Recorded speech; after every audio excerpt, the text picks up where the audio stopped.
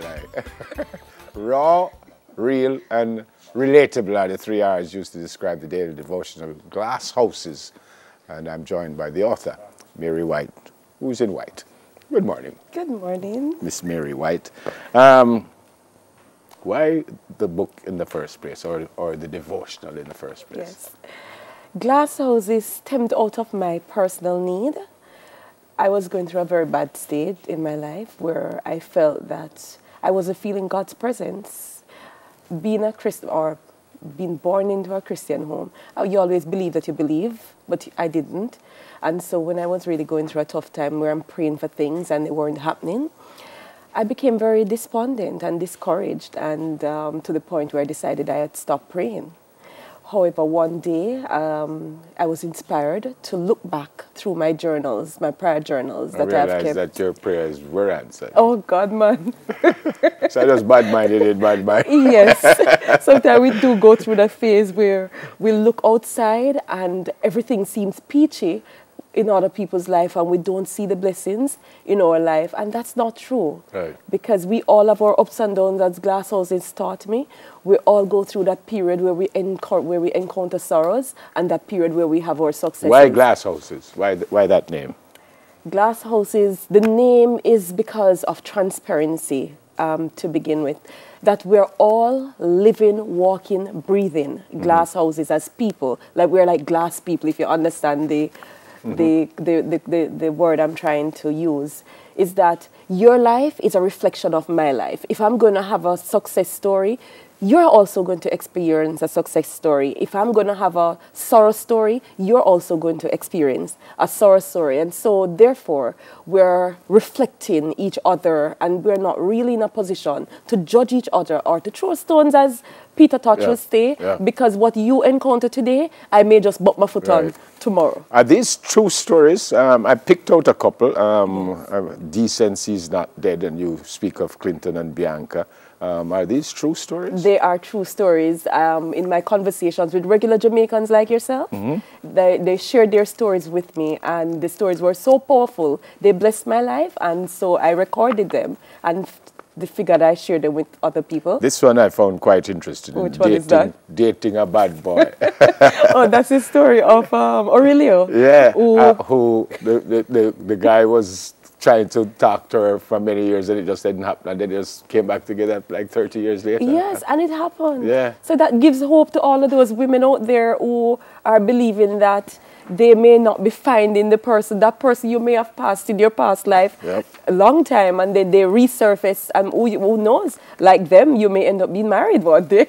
Who knows? Yes. And another one God really answered, which wasn't your story. But, somebody similar to mine. Something like your story. Yes. In all of them, you put the writer's words of wisdom, and that's from you personally. Me. Yes. Then you put a verse of the day type of thing, that obviously from the Bible. Yes. And the reflections, where would the reflections come from? That's you also? Yes, because the reflections is from me based upon the story. So like for that one, what did it say? This one says, can you or a friend relate to getting a breakthrough in a moment of despair? This is God really answered. Yes, because for that lady in the story, God really came through for her in that story, where he literally in her mind answered her prayer.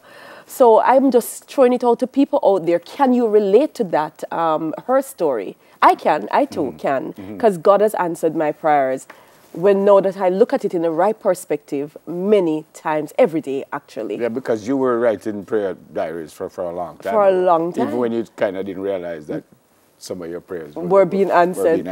But there's a powerful thing about writing, and as you come to that, that's why I want to encourage people about journaling. Because when you journal your thoughts, and you write them down, you're not just depending on the figment of your memory or imagination anymore. And that's what worked for me, to go back and see those words powerfully written in black and white. And you're able to say, oh my God, I wrote that.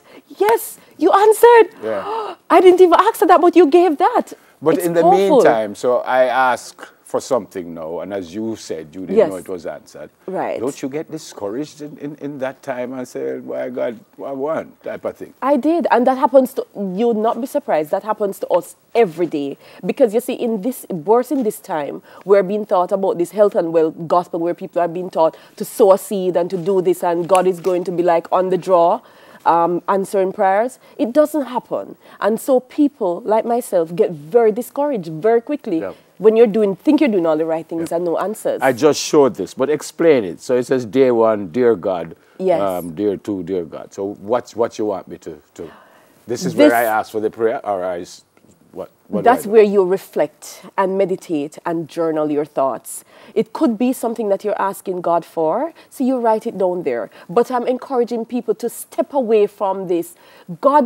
The purpose of us as human beings is not to be asking God for things. It is to praise. So your journal is to go in, reflect on your thoughts, whether it's, oh my God, you're so wonderful, you're so beautiful. Today, it is my intention to go to Smile Jamaica and do well. I'm going to pray that you inspire me with the right words, the right thoughts, to inspire your people so that people will see me in you. Just anything you're going through, you just feel free to journal your thoughts on a daily basis. Did you write that down this morning? Yes, I did.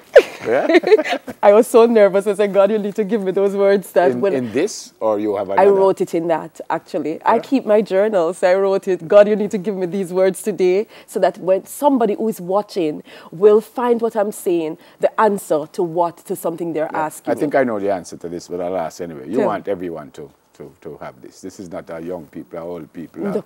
It's for everybody. It's for everybody. Yes. You want them to go through this. Yes. How difficult it is to maintain what you have maintained, being a Christian and praying, and so how difficult, or is it difficult at all? It is difficult because everything has a level of difficulty to it. But I encourage people to form good habits. If you want to do anything and you want to do it successfully, it's something that you have to be conscious about and put yourself to it, apply yourself, and daily practice what you want to become. Yeah. And in time, you will. Where can we get this?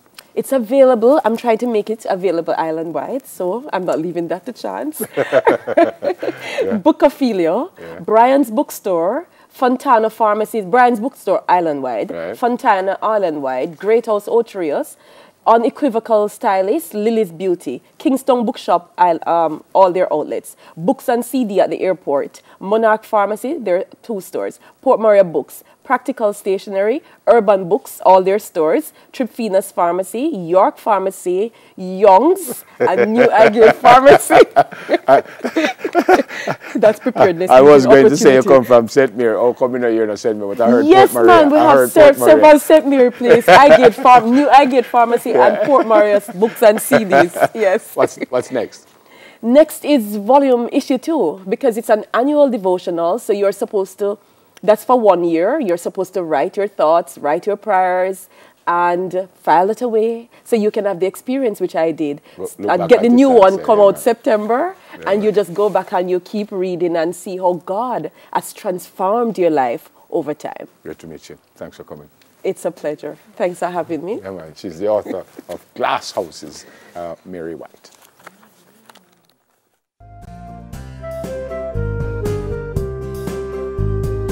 All right, so what a segue. Stay with us to get the brain benefits of playing drafts, plus more jazzy sounds from Jazzy Lees. But first, News in 5 with the Apostle. So come.